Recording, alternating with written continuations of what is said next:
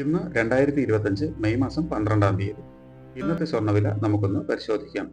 ഇന്ന് ഗ്രാമിന് 165 രൂപയും പവന് 1320 രൂപയുടെയും കുറവാണ് രേഖപ്പെടുത്തിയിട്ടുള്ളത്.